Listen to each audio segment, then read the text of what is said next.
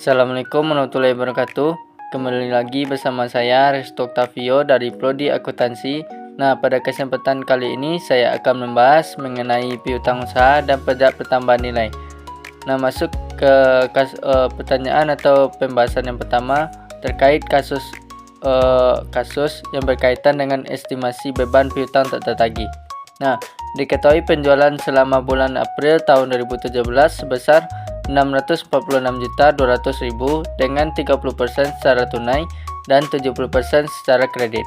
Nah, dengan demikian penjualan kreditnya berjumlah 452.340.000. Selama bulan tersebut terdapat penagihan piutang sebesar 291 juta dan penghapusan piutang sebesar 30.240.000. Saldo cadangan piutang tak tertagih pada awal periode adalah 25 juta. Sedangkan estimasi beban piutang tak tertagih ditetapkan sebesar 2% dari penjualan kredit.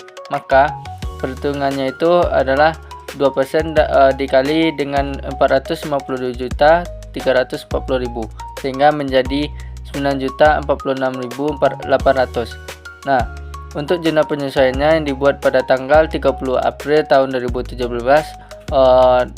yang pertama itu untuk menghapus piutang yang tidak tertagih, debitnya itu cadangan piutang tak tertagih sekitar 30.240.000.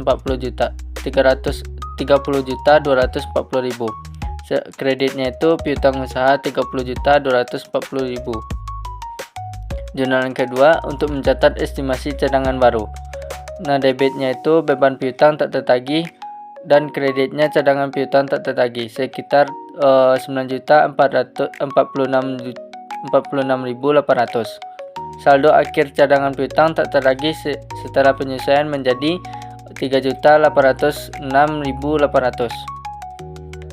Nah, masuk ke pertanyaan kedua terkait tentang perbedaan piutang usaha menurut akuntansi dan perpajakan. Dalam akuntansi, pengukuran piutang menggunakan basis akrual, yang berarti pendapatan diakui pada saat transaksi penjualan terjadi meskipun kas belum diterima.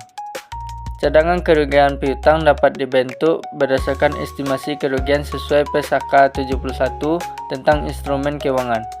Nah, sementara dalam perpajakan pengukuran piutang itu diatur dalam Undang-Undang Nomor 36 Tahun 2008 tentang pajak penghasilan.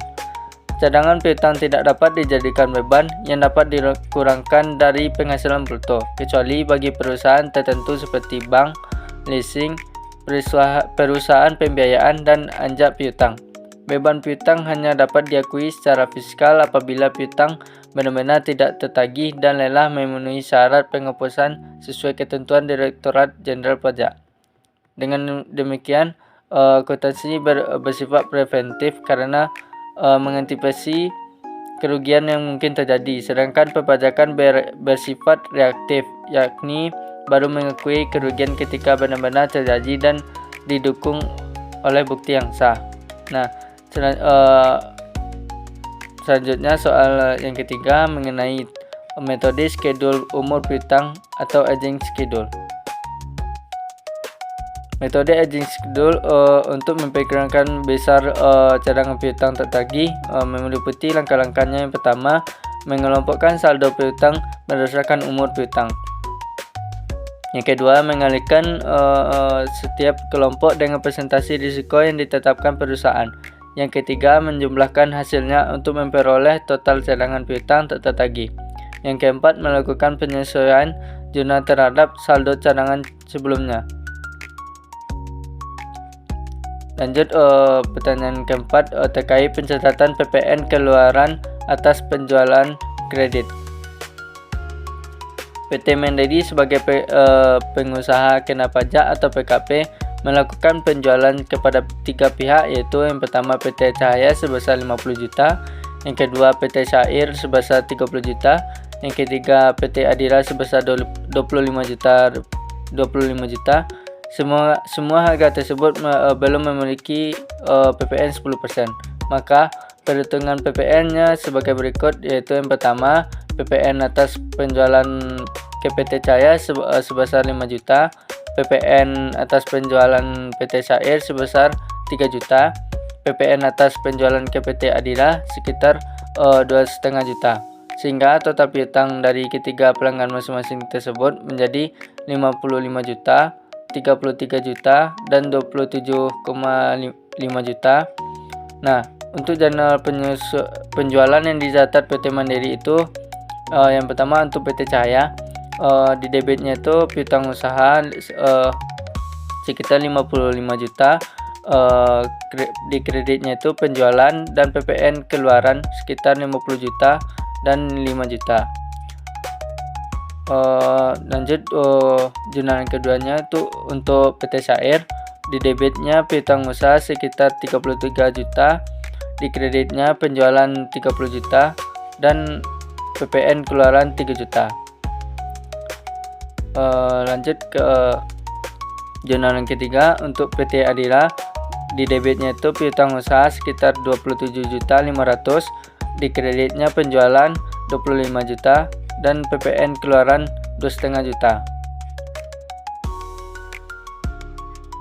Nah, lanjut soal yang terakhir mengenai skedul umur piutang dan zona penyesuaian.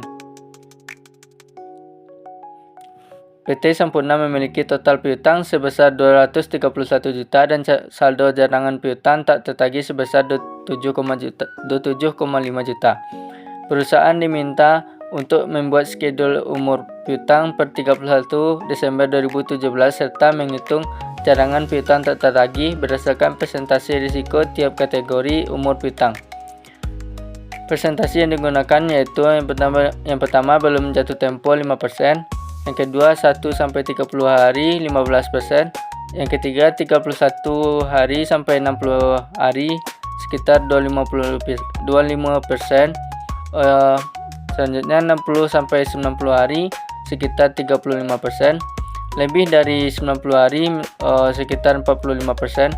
Nah, hasil perhitungan menunjukkan bahwa total cadangan yang diperlukan adalah 64.476.862 dengan saldo cadangan awal sebesar 27,5 juta, maka diperlukan tambahan cadangan sebesar 36.976.862. Nah, untuk jurnal penyesuaiannya yang dibuat pada tanggal 31 Desember 2017, di debitnya itu beban piutang tak tertagih sekitar 36.976.862. Di kreditnya itu cadangan piutang tak tertagih sekitar 36.976.862. Nah, setelah dilakukan penyesuaian, saldo cadangan piutang tak tertagih menjadi 64.476.862 sesuai dengan hasil perhitungan skedul umur piutang. Demikian pembahasan yang dapat saya sampaikan terkait dengan piutang pada perpajakan. Terima kasih atas perhatian dan waktunya. Semoga videonya bermanfaat. Sampai jumpa pada kesempatan berikutnya. Terima kasih.